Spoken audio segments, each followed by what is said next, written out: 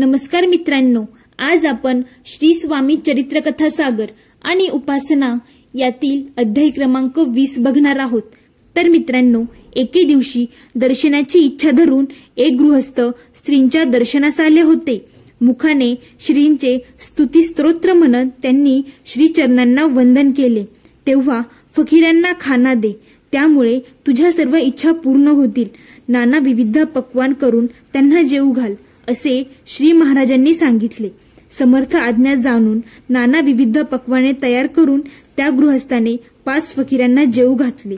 फकीर तृप्त होऊन आशीर्वाद देत निघून गेले।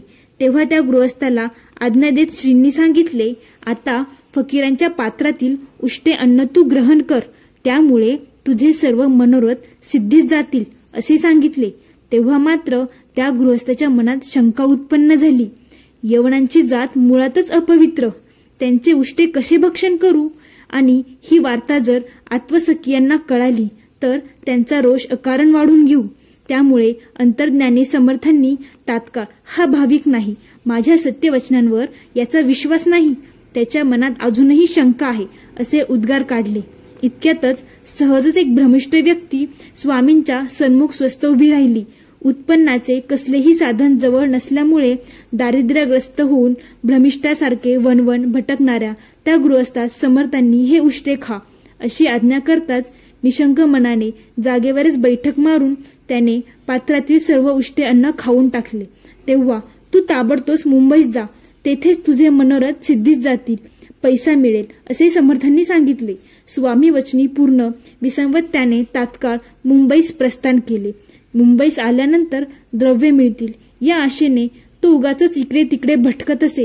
एके दिवशी सकाळच्या पहरी ते गृहस्थ फिरावयास निघाला व सहज जगत्या एका घरासमोर उभा राहिला।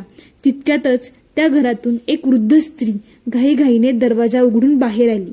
तेव्हा तो गृहस्थ तिच्या दृष्टीस पडला। तिने त्याला घरात बोलवले, विचारपूस केली, बसण्यास आसन देखील दिले आणि ताबडतोब 10,000च्या नोटा आणून त्याच्या हाती सोपवल्या। भल्या अंतकरणाने त्याने त्या बाईस आशीर्वाद दिला।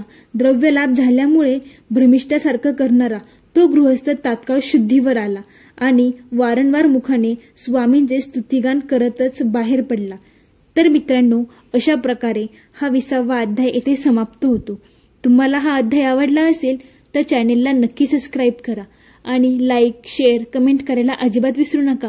मागील अध्यायांची लिंक ही मी डिस्क्रिप्शन बॉक्समध्ये दिलेली आहे, ते नक्की बघा। तर मित्रांनो, धन्यवाद। बोला श्री स्वामी समर्थ।